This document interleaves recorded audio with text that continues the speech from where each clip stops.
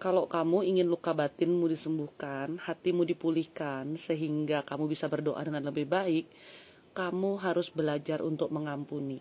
Siapa sih yang harus diampuni? Yang nomor satu adalah diri kita sendiri.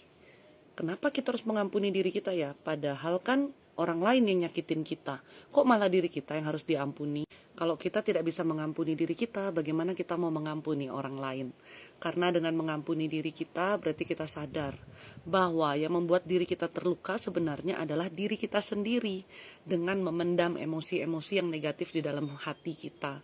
Memendam kemarahan, kebencian, dan kita jugalah orang yang mengizinkan orang lain itu menyakiti kita.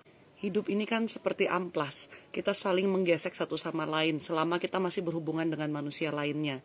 Bedanya, ada orang yang hal kecil saja bisa membuat dia itu terluka, sakit, dan mendendam. Tapi ada orang juga yang hal besar dibuat jadi kecil sehingga tidak terlihat di matanya dia dan tidak menyakiti dia. Nah, kalau kamu orang yang sering sekali terluka karena hal kecil saja, maka ampunilah dirimu dulu. Karena dirimu lah yang mengizinkan hal itu. Pikiran, hati kita yang terlalu sensitif, yang kita hanya memandang bahwa saya disakiti, saya dilukai. Itu semua kan dari diri kita dulu. Setelah kita bisa mengampuni diri kita, setelah kita bisa berterima kasih juga pada diri kita, setelah itu baru ampunilah orang lain yang memang menyakiti kita dengan perbuatan dia, dengan perkataan dia. Banyak orang ingin memaafkan orang lain tapi lupa memaafkan dirinya sendiri. Sehingga dalam perjalanan untuk memaafkan orang lain itu, dia sangat susah menerima kalau ada sesuatu lagi yang terjadi. Kalau kita mau pulih, nomor satu, cintai Tuhan. Nomor dua, cintai diri sendiri. Karena kita yang bawa diri kita bawa hati kita bawa pikiran kita.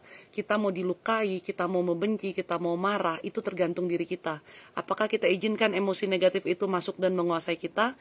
Atau kita yang say no dan mendekat selalu pada Tuhan? Kalau sudah terlanjur masuk, maka ampunilah dirimu. Dan start new, ulang dari awal.